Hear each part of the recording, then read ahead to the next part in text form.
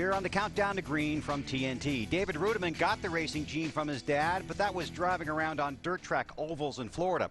As for this road course racing thing, we really might need a dream machine to pull off a good finish. 13th in points, just 3 out of the chase. David had to do something to polish his road course skills. Marcos Ambrose is an unofficial teammate of Reutimann. He also happens to be an Australian road racing champion. So to help David keep pace in the chase, Ambrose volunteered to do some tutoring on the track.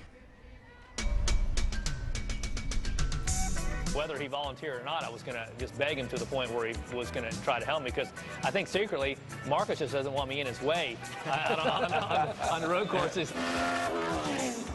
You look in control, you know? Well, yeah. But when you're going that slow, it's easy to get in control, you know?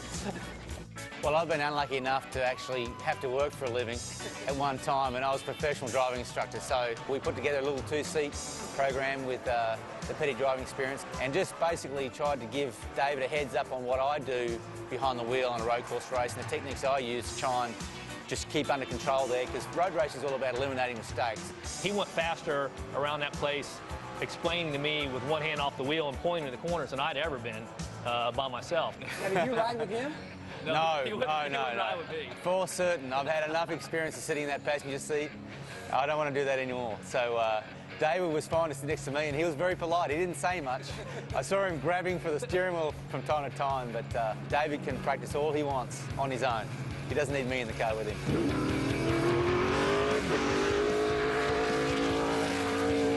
Well, there's your problem. You got clover on the tire. We throw jabs at him everywhere, all the time. It's not just here, it's everywhere. Yeah, it's not a road course deal, but this has been our weakness. Behind the wheel, it's all about time management. If you're not worried about, you know, downshifting, you've got your throttle nice and smooth, you've got time to think about other things. And so I think for David, he was just in such a rush to get everything done that, you know, mistakes were creeping in. It looked good. I mean, you looked like you're in control. It's like the timing looked okay, the smoothness looked good. Yeah, you're trying to do what you do a little slower. Yeah, that's what I do. I just slow it all down. The slower you do it, the smoother it is, the faster you go. Whatever Marcos does is what he's going to do. That's his style. Copycat. Exactly. There you go. What are some of the habits that you had to break that he had already developed? He was a granny shuffler. I mean, he was doing that pretty good. A granny shuffler? A granny shuffler, yeah. That's what my grandma used to do. She used to turn the wheel like that. Used to worry the heck out of me, even back then when I was 9. So show me your hand movements from where you started to where you ended. I mean, I would always hold the wheel up here and then, you know, over here and then over there. It's just kind of a really weird way. It works on the ovals okay, but it took me a while to actually just get something as simple down as hand positioning, because I was so used to doing it the old way.